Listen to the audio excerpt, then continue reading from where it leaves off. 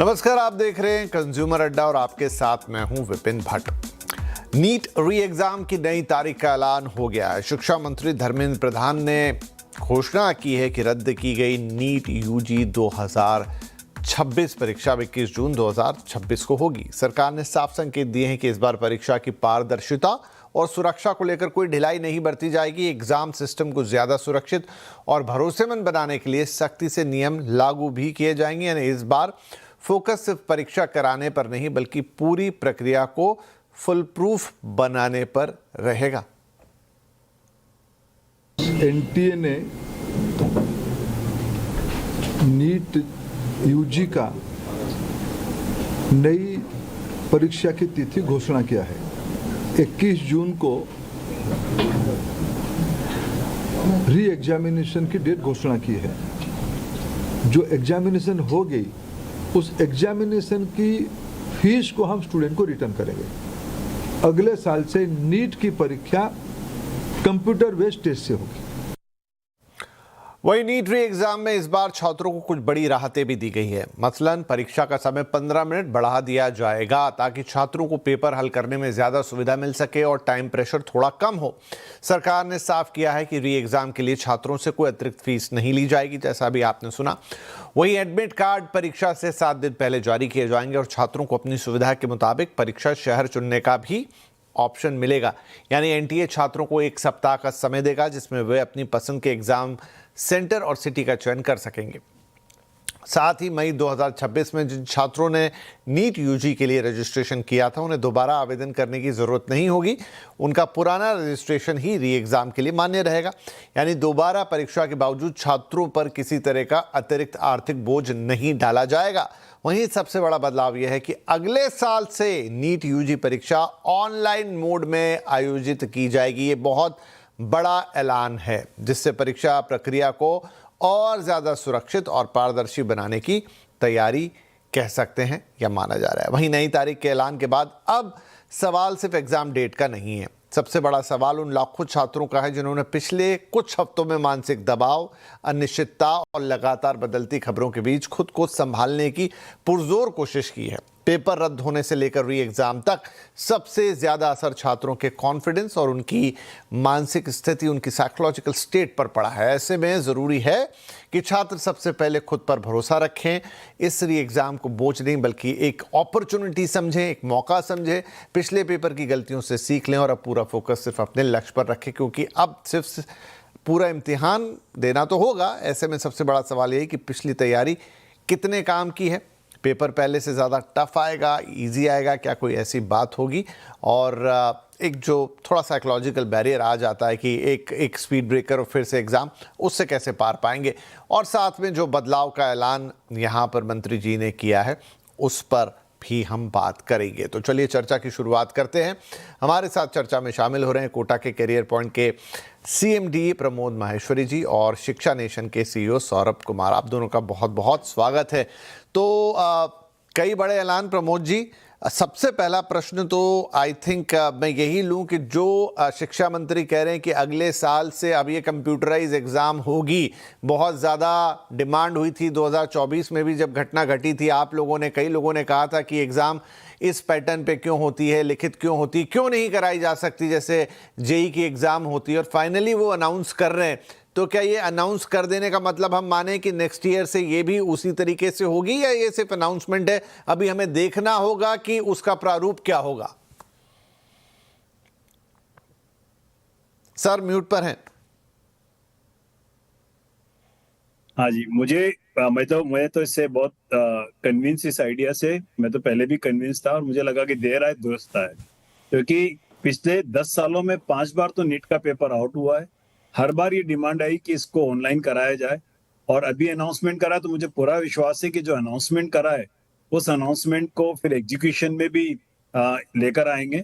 और अगर ये लेकर आएंगे तो फिर अगले साल जब ऑनलाइन परीक्षा होगी तो काफी हद तक जो परेशानी कई सालों से चले आ रही है नीट के पेपर आउट होने की, उस पर बहुत हद तक कंट्रोल आ जाएगा। और जो 25 लाख बच्चे इसमें बैठते हैं और उनके परिवार, जो करोड़ों की संख्या में लोग इससे जुड़े हुए हैं, उनको एक बहुत बड़ी राहत का संकेत है आने वाले सालों के लिए। तो एक अच्छा कदम है, एक अच्छा इनिशिएटिव है और मुझे लगता है कि पूरा एक सिस्टम बना के ढंग से और इंटेंट से प्योर इंटेंट से अगर इसको इम्प्लीमेंट करा जाएगा तो ये एक बहुत राहत का विषय है, बहुत अच्छा एक स्टेप है आने वाले सालों के लिए। तो सौरभ जी, आपकी क्या राय होगी? Problem solved? Sir, to same extent हम बिल्कुल कह सकते हैं प्रॉब्लम सॉल्व। इसको और अच्छा किया जा सकता है अगर जेई के पैटर्न पे लाया जाए, जिसमें प्री और मेंस जैसे दो चीजें हो जाएं, क्योंकि मुझे लगता है कि डॉक्टर बनना जो है वो सिर्फ एक डिग्री नहीं है, हजारों लोगों की लाइफ के साथ भी उसका निर्णय होता है। क्योंकि एक आप डॉक्टर जब बनता है और वो हजारों लोगों को जब देखता है, तो डॉक्टर हमारे लिए भगवान स्वरूप ही होता है जब हम उसके पास बुरे समय में जाते हैं। तो इस परीक्षा को जितना स्ट्रांग किया जाएगा, मुझे लगता है ह्यूमन लाइफ के लिए भी वो उतना ही अच्छा होगा। प्रमोद जी, एक सवाल और कि अभी तक कोई क्या खास कारण था कि इस परीक्षा को लिखित रूप में ही लिया जाता था? मतलब उसके कोई टेक्निकल रीजंस थे क्या कि जहां आपको लिखित ही थोड़ा ज्यादा समझ में आएगा, या उसी तरह से इवैल्यूएशन ज्यादा बेहतर होगा? और अब जब कि इसको ऑनलाइन कर दिया जाएगा तो क्या उसका पैटर्न वैसा ही होगा जैसे दूसरी ऑनलाइन एग्जाम्स का होता है, या फिर कुछ और अलग स्वरूप हो सकता है? मुझे तो आज तक ये समझ में नहीं आया कि इसको ऑनलाइन क्यों नहीं किया गया। मुझे तो कोई मेरिट नहीं दिखती थी ऑफलाइन करने में, जब आईआईटी का एग्जाम आप करा सकते हैं। और आईआईटी के बच्चे भी 12-13 लाख बच्चे होते हैं, हर तबके से आते हैं। ऐसा नहीं है कि कोई एक पर्टिकुलर स्टेटस से ही बच्चे आ रहे हैं कि जिनको ऑनलाइन का एक्सपीरियंस है, और नीट की तैयारी करने वाले बच्चों को ऑनलाइन देने का कोई एक्सपोजर नहीं है।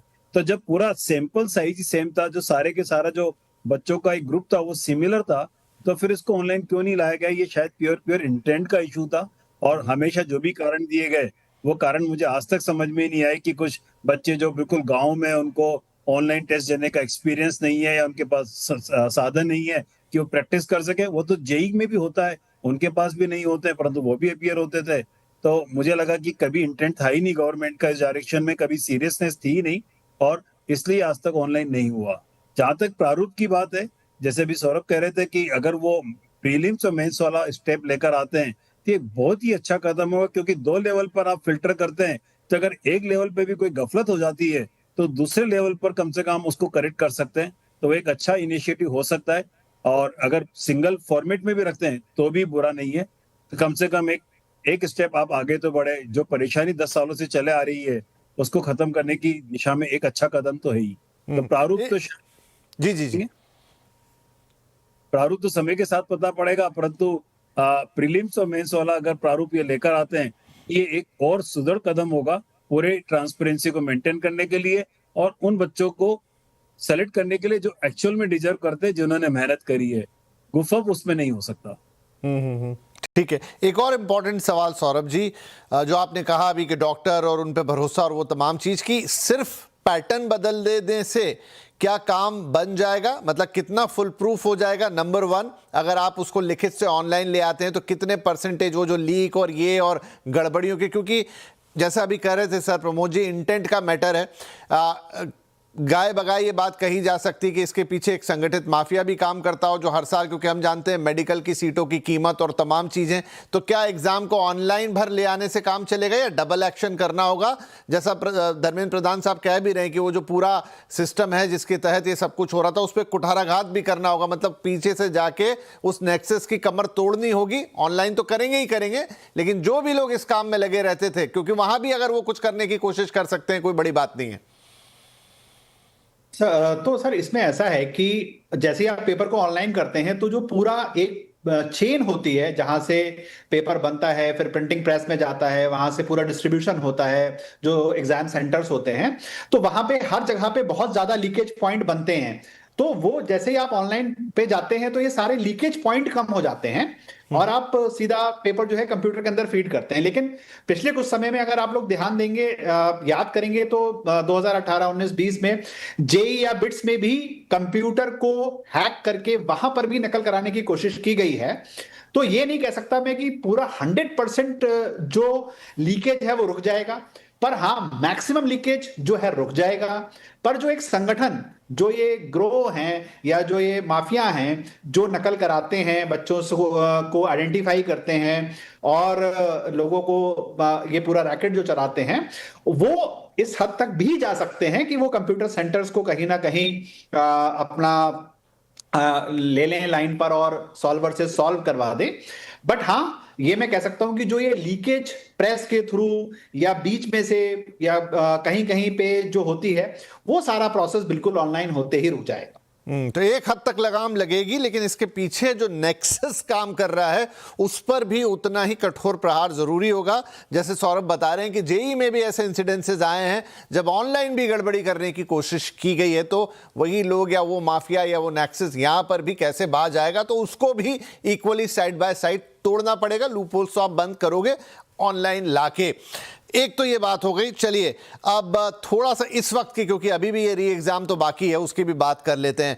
प्रमोद जी, अब सबसे पहला तो जो अनाउंसमेंट आया कि 15 मिनट एक्स्ट्रा मिलने जा रहे हैं, ये कितने कीमती होंगे? क्या ये मैटर करेंगे 15 मिनट? मतलब उन्होंने तो कहा है कि भाई वो मार्किंग भरने में आसानी हो और तमाम उन्होंने रीजन दिए, लेकिन इतने कॉम्पिटिटिव एग्जाम में अगर आपको 15 मिनट ज्यादा मिलते हैं, छात्रों के लिए इसका क्या मायना है? वैसे तो इसका बहुत फायदा है, मेंटल पीस हो जाता है। आप सेंटर पहुंचते हैं और सेंटर पहुंचने के बाद एक आपको मेंटल पीस मिलता है कि 15 मिनट मेरे पास ज्यादा है। बट क्योंकि कॉम्पिटिटिव एग्जामिनेशन यूजुअली रिलेटिव होते हैं, तो रिलेटिव होने की वजह से आपको 15 मिनट ज्यादा मिल रहे हैं, तो सभी को 15 मिनट ज्यादा मिल रहे हैं, इसलिए इसका कोई खास एडवांटेज होता नहीं है अगर आप रैंकिंग के पॉइंट ऑफ व्यू से देखें। हाँ, मेंटल स्टेट के पॉइंट ऑफ व्यू से जिन बच्चों को बहुत ज्यादा स्ट्रेस हो जाता है, टाइम प्रेशर रहता है, थोड़ा रिलैक्स होने का टाइम चाहिए होता है ताकि वो अच्छा परफॉर्म कर सकें, तो उन बच्चों को बहुत एडवांटेज है जिनको साइकोलॉजिकल बहुत ज्यादा प्रेशर एग्जाम का बिल्डअप होता है। बाकी उन बच्चों को कोई खास फायदा नहीं है जिनके ऊपर इस तरह का प्रेशर कम आता है एग्जाम के लिए, जो बहुत ऑलरेडी प्रिपेयर्ड होते हैं, मेंटली स्ट्रांग होते हैं। और क्योंकि जैसे मैंने बोला रिलेटिव एग्जाम है, तो एक्स्ट्रा टाइम देने का कोई फर्क रह नहीं जाता, क्योंकि सभी के पास इक्वल टाइम है, तो रैंकिंग में उसका कोई खास फर्क नहीं पड़ता। बट एक अच्छा पहल है, क्योंकि वो बच्चों को तो कम से कम थोड़ा सा शांति मिलेगी दिमाग की तौर पर एग्जामिनेशन हॉल पे जाने के, कि हमें 15 मिनट ज्यादा है और वो अच्छा कर पाएंगे। ताकि तो ये बोल सकते हैं कि जो इनहेरेंट टैलेंट है बच्चों का, जो कभी कभी एग्जाम के प्रेशर की वजह से परफॉर्मेंस में ट्रांसलेट नहीं हो पाता, उसके लिए एक अच्छा कदम है। क्योंकि छात्र इस वक्त काफी मेंटल टेंशन में भी हैं, सेटबैक भी है, परीक्षा दी थी, पेपर अच्छा चला गया था, फिर से देना होगा, पेपर आउट हुआ है क्या, ऐसे ही सब चलता है।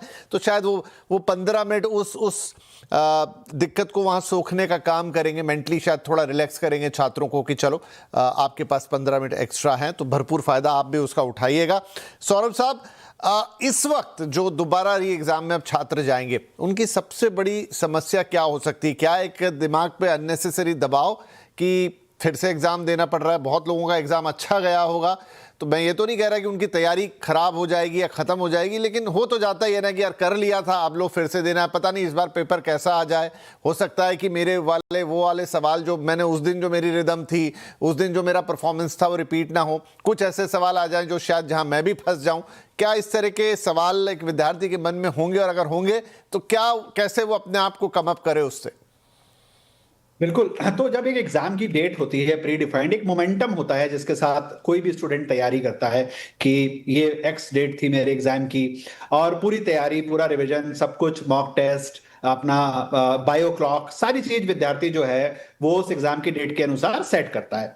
अब जाहिर सी बात है कि एग्जाम अब 21 जून को अनाउंस किया गया है। अब आज से लेके करीब 40 दिन करीब हैं बच्चों के पास, आप कह सकते हैं प्रॉपर्टी। तो बच्चों को फिर से ऑब्वियसली अपने आप को दोबारा से इकट्ठा करना पड़ेगा, उस मोमेंटम में वापस आना पड़ेगा, और वापस उस आप कह सकते हो कि बायो क्लॉक से लेके मेंटल क्लॉक, सब चीजों को सेट करना होगा। और इसमें बहुत चांसेस हैं, जो आपने बात बहुत सही कही, कि जरूरी नहीं है जितना अच्छा पेपर पिछले अटेम्प्ट में हुआ उतना ही अच्छा इस बार भी हो, राइट। तो ये कहीं ना कहीं क्वेश्चन बच्चों के दिमाग में है, बट जो भी है हमें सबको मिलके फेस करना है। तो मैं बच्चों को यही एडवाइस करूंगा कि ये मान लो यार कि तुम्हें ईश्वर ने एक ऐसा मौका दिया कि आपको एनटीए ने एक मॉक टेस्ट करा दिया जो मई में था, अब आपका असली एग्जाम जो है वो जून में है। तो पिछले वाले एग्जाम को मॉक टेस्ट की तरह सोचें, और जो भी उसमें अच्छा किया था उसको रिपीट करने की कोशिश करें। उसमें कुछ कमी रह गई थी तो मानिए कि ईश्वर ने आपको एक और मौका दिया है, इन 40 दिनों में उस कमी को पूरा करें, और निगेटिविटी से अपने आप को दूर रखें, और मान के चलें कि पिछली बार अगर कुछ कमी रह गई थी तो इस बार हम उसको पूरी जान लगा के पूरा करें।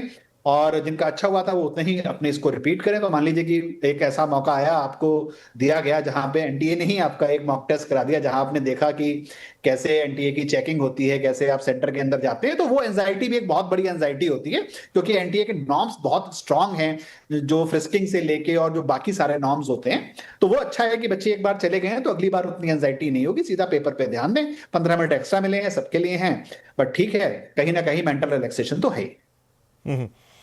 वैसे तो लोग अपना स्कोर निकाल ही लेते हैं, पर प्रमोद साहब, ये जो एग्जाम अब कैंसिल हो गई, इसका कोई स्कोर तो बच्चों के साथ शेयर किया जाएगा? नहीं, क्या होता है?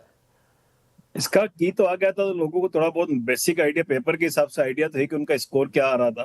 तो बच्चों को ये तो आइडिया है कि उनका स्कोर क्या आ रहा था, बट जो अभी सौरभ बोल रहे हैं, ये मतलब इजी सेट देन डन है। मतलब बहुत इजी है बोलना कि बच्चों को तनाव नहीं होगा, या बच्चे, क्योंकि क्या होता है, हमने ये देखा है कि अगर एक ही पेपर को दोबारा बच्चा अगर देता है तो उसका दोबारा सेम परफॉर्मेंस रिपीट करना मुश्किल हो जाता है। और ये सबसे बड़ा तनाव का विषय, क्योंकि जो मोमेंटम बन जाता है, उस मोमेंटम में जो परफॉर्मेंस आती है, उस मोमेंटम को बिल्ड करना वापस उतनी एनर्जी से बहुत डिफिकल्ट है, बहुत डिफिकल्ट है। मतलब इतना आसान नहीं है जितना बोलने में लगता है। और उसका तो स्ट्रेस, प्रमोद जी, एक सवाल मैं आपसे पूछूं, क्योंकि 2024 में भी आपसे हमने बहुत बात की थी जब ये परीक्षा में हुआ था। आपके यहाँ तो ये छात्र आते भी हैं, क्या आपके पास कुछ ऐसे रियल लाइफ एग्जाम्पल हैं जहां पर आपको लगा कि बच्चे ने पहले तो बहुत अच्छा परफॉर्म किया था और उसके बाद जब वो दोबारा परीक्षा हुई तो वहां पर वो बच्चा थोड़ा पीछे रह गया? ऐसा अनुभव में आया आपके? ऐसे दोनों तरह के केस है, कुछ लोगों ने अच्छा किया और कुछ लोगों ने उतना अच्छा नहीं करा जितना पहले करा था। तो ऐसे केस तो बहुत सारे हैं, क्योंकि सेम परफॉर्मेंस को आप रिपीट नहीं कर सकते, क्योंकि it was my day, let's say first time, but next day it is not my day. मान लीजिए मैं किसी क्वेश्चन में उस दिन अटक गया तो अटक गया, तो सेम रिपीटिशन नहीं हो पाता परफॉर्मेंस का। ये बड़ा मुश्किल होता है, unless otherwise you are extraordinarily outperformer. तो इसमें आप कैटेगरी में स्टूडेंट्स को 3 कैटेगरी में डिवाइड कर सकते हैं। आउटस्टैंडिंग, वो अच्छा रिजल्ट पहले भी लाए थे, फिर दोबारा लाएंगे। जो बीच वाले स्टूडेंट हैं उनके साथ काफी दिक्कत हो जाती है, क्योंकि वो स्ट्रगल करके, मेहनत करके अपना मोमेंटम बनाते हैं और एग्जाम के लिए जाते हैं। उनके लिए वो वापस रिपीट करना थोड़ा मुश्किल हो जाता है। और इसके लिए अपने आप को बहुत तेजी से स्टूडेंट को बिल्ड करना होगा, अपने आप को बार बार कन्विंस करना होगा कि मेरी परफॉर्मेंस पिछली बार की परफॉर्मेंस से और अच्छी आएगी। एक नेगेटिविटी से दूर रहना पड़ेगा, सोचना पड़ेगा कि क्या गलती करी थी, उसका एनालिसिस करके उनको वर्क करना पड़ेगा। तो ये अपना आप एक चैलेंज तो है स्टूडेंट के लिए, बट क्योंकि इसके अलावा कोई रास्ता नहीं है, तो अब इसके साथ जीना पड़ेगा और उनको पॉजिटिव तरीके से आगे बढ़ना पड़ेगा। जी बिल्कुल, एक छोटा ब्रेक लेते हैं, तो फिर वो ब्रेक के बाद बात करते हैं पॉजिटिव तरीके क्या होंगे, किस तरीके से आप बचा हुआ रिवीजन करें। बड़ा इंपॉर्टेंट है, अपने स्वास्थ्य का भी ध्यान रखें। बहुत भयंकर गर्मी पड़ रही है इस समय देश के कुछ हिस्सों में, और अभी ये जून तक और प्रचंड होगी। उस समय शायद पेपर भी ज़्यादा गर्मी में देना पड़े। इस दौरान अपनी तबीयत भी आपको ठीक रखनी पड़ेगी, मूड माहौल सब कुछ, और साथ में किस एरिया पे फोकस करना पड़ेगा, ये बड़ा महत्वपूर्ण है। तो छोटा ब्रेक, ब्रेक के बाद ये 2-3 बहुत अहम सवाल अपने एक्सपर्ट्स के साथ, कहीं मत जाइएगा।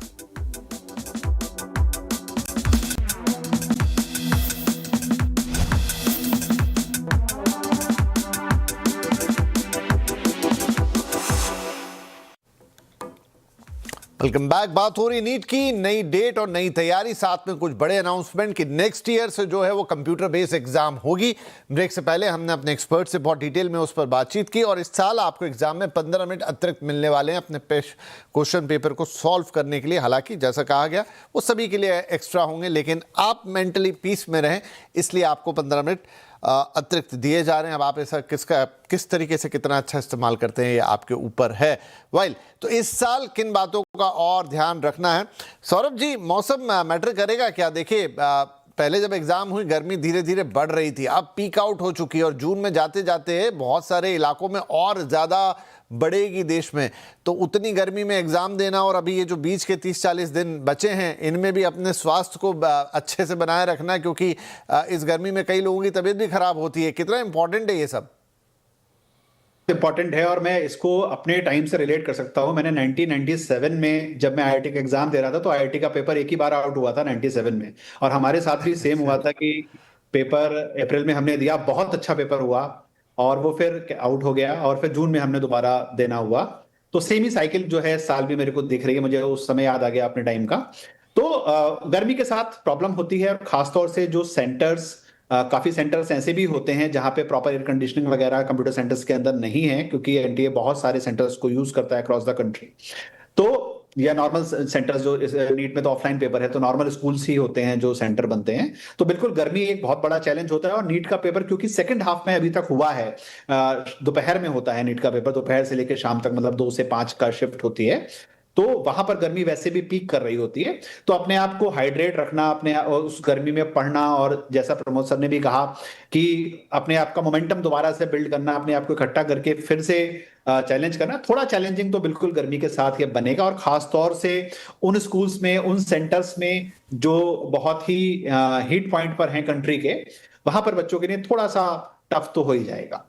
तो सभी बच्चे इस बात का बेहद ध्यान रखें, अभी भी जो 30-40 दिन है उसमें ऐसा कुछ ना करें जिससे तबीयत उस वक्त खराब होने के चांसेस हों जिस दिन पेपर होगा। ऑफ कोर्स आपको थोड़ी गर्मी कुछ इलाकों में तो बियर करते हुए ही वो क्वेश्चन पेपर देना होगा, तो ये प्लीज़ ये भी ध्यान में रखिएगा। प्रमोद सर, अब जो समय बचा है उसमें कोई बच्चा किस तरीके से चीज़ों को रिवाइज करे, किस तरीके से अपने फिर से करिकुलम को दोहराए, या सिंपल जितना पढ़ लिया है उतना पढ़े और समझ ले कि जो 1 महीने में पहले करता वो अब कर लेगा? क्या कोई स्ट्रेटेजी हो सकती है इसकी? नहीं, बिल्कुल हो सकती है। जैसे एग्जाम के 1 महीने पहले की यूजुअली लोग स्ट्रेटेजी बनाते हैं, सिमिलर स्ट्रेटेजी उनको अभी दोबारा बनानी पड़ेगी। सबसे पहले तो मोमेंटम गेन करने के लिए उनको मॉक टेस्ट लेने चाहिए। मेरे ओपिनियन में एवरी डे स्टूडेंट को एक मॉक टेस्ट जरूर लेना चाहिए ताकि उसका मोमेंटम वापस बिल्ड हो जाए। दूसरा, जब आप तैयारी करते हैं और स्पेसिफिकली जब आपने पहले नीट दिया था, तो उस दिन आपको ये समझ में आ गया होगा, हर स्टूडेंट को समझ में आ चुका होता है कि उसका कौन सा पोर्शन वीक है और कौन सा पोर्शन स्ट्रॉन्ग है। अभी उनके पास 40 दिन, ये जो करीब 35 दिन करीब बचे हुए हैं, और अगर उनका कोई पोर्शन वीक है तो उसको उनको रोजाना धीरे धीरे उसको भी कवर करना चाहिए, क्योंकि एक मौका मिला है उस पोर्शन पे काम करने का जो आपका वीक है। तो स्ट्रेटेजी होनी चाहिए, डेली एक मॉक टेस्ट लेना चाहिए, मॉक टेस्ट का एनालिसिस करना चाहिए। टेस्ट लेने से ज्यादा इंपॉर्टेंट एनालिसिस है, आइडेंटिफाई करना चाहिए कि क्या उनके वीक एरियाज है, क्या तरह की मिस्टेक वो कर रहे हैं, और जो वीक पोर्शन उनको समझ में आ चुका था एग्जाम के दौरान, नीट का जब फर्स्ट एग्जाम हुआ था या नीट के एग्जाम के जस्ट पहले जब रिवीजन कर रहे थे, उसको थोड़ा थोड़ा करके अगले 25 दिन में वो कवर कर ले, ताकि प्रिपरेशन और ज्यादा स्ट्रॉन्ग हो जाए और पहले से ज्यादा अच्छा परफॉर्म कर सके। तो जितना स्ट्रेटेजिकली वर्क करेंगे उतना फायदा होगा। मॉक टेस्ट लेना है, रिवीजन को स्ट्रेटेजिकली करना है उस पोर्शन का जो आपका वीक है, बाकी रिलैक्स रहना है और हमेशा एक ऐसे एनवायरनमेंट में रहना जहां पर पॉजिटिव बातें हों, कहीं पे भी नेगेटिव बातें ना हो, तो फिर सब कुछ कूल रहेगा, सब कुछ अच्छा हो जाएगा। तो सौरभ सर, कॉम्प्लिसेंसी से भी बचना होगा। कोई ये सोच ले कि भाई मेरा तो पेपर भी अच्छा गया था, मेरी तैयारी भी पूरी है, ऑफ कोर्स वो तैयारी रहेगी, कहाँ चली जाएगी, लेकिन जैसे कह रहे हैं प्रमोद सर कि भाई अभी भी आप छोड़ो मत, अब भले मेहनत लगेगी, थोड़ा मन मारना पड़ेगा, लेकिन आप मॉक टेस्ट लगातार दो, क्योंकि वो मोमेंटम दोबारा रीबिल्ड करना पड़ेगा। तो मतलब वो क्रिकेट के मैच में हम देखते हैं ना, मोमेंटम टूटता है और पूरा मैच ही बदल जाता है, तो क्या परीक्षाओं में भी ऐसा हो सकता है? नहीं, बिल्कुल हो सकता है परीक्षाओं में। मैं ये एग्जांपल भी लेने वाला था जो आपने लिया कि क्रिकेट में जैसे जब रेन हो जाती है या तो फिर वापस जब प्लेयर आते हैं तो उतना बढ़िया नहीं कर पा रहे होते हैं, या कुछ प्लेयर बढ़िया भी कर जाते हैं उस ब्रेक के बाद। तो बिल्कुल डिपेंड करेगा कि आप कितना मोमेंटम बिल्ड कर पाते हैं। मैं इसमें 1-2 पॉइंट और ऐड करूंगा प्रमोद सर ने, जो बिल्कुल प्रमोद सर ने 100% सही स्ट्रैटेजी बताई है। जो गर्मी का पॉइंट है उसको लेके, क्योंकि मैंने अपने स्टूडेंट्स में 1-2 में ये प्रॉब्लम देखी पास्ट में कि कुछ मॉक टेस्ट पंखा बंद करके भी घर पे देके जरूर देखें, क्योंकि वो घर का कंफर्ट एक अलग होता है और वो जो एग्जाम सेंटर के अंदर जो गर्मी होगी वहां पे आपको स्कूल में पता नहीं है कि उस सेंटर में पता नहीं है कि फैंस चलेंगे कि नहीं चलेंगे, लाइट आएगी या नहीं आएगी, क्या पोजीशन होगी। तो कुछ मॉक टेस्ट जरूर आप फैन ऑफ करके भी दीजिए। दूसरा, अपनी बॉडी को हाइड्रेटेड रखिए, हेल्थ बहुत इंपॉर्टेंट है इस समय, बॉडी को हाइड्रेटेड रखिए, एंटीऑक्सीडेंट्स लीजिए जिससे कि एंजाइटी दूर रहे, आपकी हेल्थ बिल्कुल भी सफर ना करे। और मोमेंटम को बनाने के लिए तो प्रमोद सर ने बिल्कुल एग्जैक्ट स्ट्रेटेजी बताई, कोई भी सीनियर टीचर ऐसी तरीके की स्ट्रेटेजी को सजेस्ट करेगा। राइट तो देखिए, 2 है, मेंटली अपने आप को स्ट्रांग रखिए, जैसा प्रमोद सर भी कह रहे हैं कि कोई नेगेटिव चीज़ों में अब हो गया, पेपर आउट हो गया, अब ये नहीं कि ये तो सब खराब ही है, ऐसा ही है, ऐसे ही है, चीज़ें सुधारी जाएंगी, अगले साल के लिए कर रहे हैं, लेकिन इस साल तो आपको उसी पैटर्न पे एग्ज़ाम देना है। अब जो 40 दिन आपके पास बचे हैं, ये कॉमन साइकोलॉजिकल फिनोमेना है कि आपको लगता है फटीग आ जाती है कि यार ठीक है अब कर लेंगे, 10 दिन का ब्रेक लेके उसके बाद ही मैं तो तैयारी में लगूंगा। लेकिन नहीं, मानिए दोबारा एक मौका आपको और मिल रहा है, इसको फिर से मन मार के भी करना पड़े तो करिए, मॉक टेस्ट दीजिए, जो भी आपकी कोचिंग जा रहे हैं, जहाँ जा रहे हैं वो सब आपसे संपर्क करेंगे ही, और मोमेंटम को मत खोने दीजिए, जो टूट गया है उसको दोबारा बिल्टअप ज़रूर कीजिए।